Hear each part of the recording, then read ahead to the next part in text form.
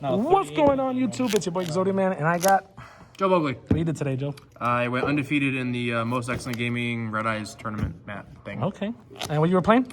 60 card Prank Kid. Oh man, let's get into this deck profile. I don't even play Ghost Ball. I play 3 of each of the Prank Kids. So for my last deck profile, I played the deck at the Goofy Gauntlet. I only played 2 Roxys. That format was a lot different. This format is beyond different than that time I played the deck. I didn't play the deck since then until I played Dragon Link until like 2 days ago. I built this deck for a different local in Manchester, Connecticut, the Grid Games. I went undefeated there and I went undefeated today. So this deck is pretty good, I guess, right? Like, yeah. Those are the kids. And then for hand traps, so I played like the normal 3 Ash Blossom. I guess I'll put Imperm because it's another hand trap, right? Sure. But I also played 3 copies of Skullmeister and 3 copies of DD Crow. All 60s beat the Scythe combo and the DPE combo by himself. So when they go like Scythe, DPE, you can just hit the Scythe and or the DPE so it doesn't come back anymore. And then these cards are actually pretty good against the 10E deck too. So you can hit the 10E combo, you can hit the Summit when they search it.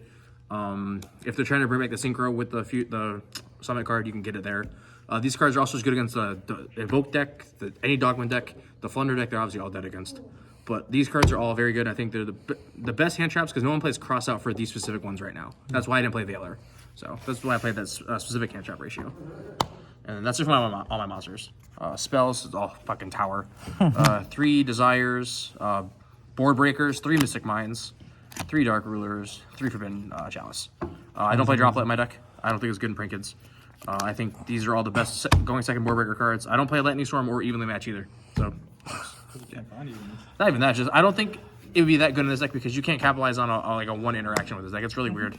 And then all the 1-ofs, Land for Men, Instant Fusion, Call by my favorite card in the game. That and then Regeki. Regeki's insane. Honestly, the card is broken. Like, it's funny, like, oh, you saw your 1 of in your 60 card deck? Like, yes, I saw like the 12% chance that you got fucked by it. And then after those, I play 3 Cosmics. I think this card is really, really good against Sword Soul.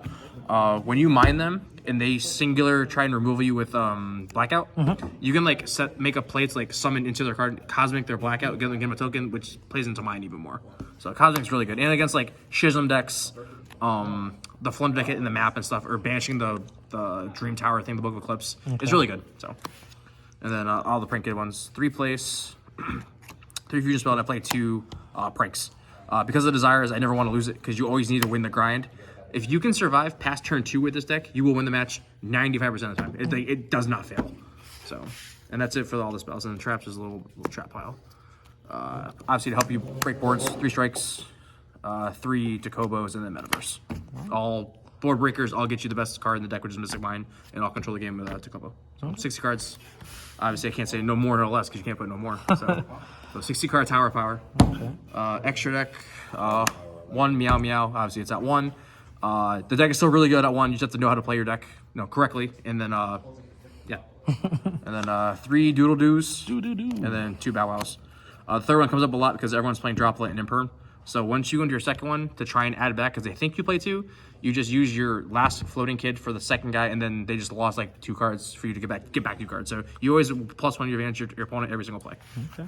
And then I play RIP for the trap decks. It's really good. And if they Maximus you, you just send that in Toad and put it back in the extra deck, so you never lose any cards. And then for generics, I play Phoenix, Unicorn, and Access Code. Obviously, they're all really good. And then for the fusions, I play 1 Rocket.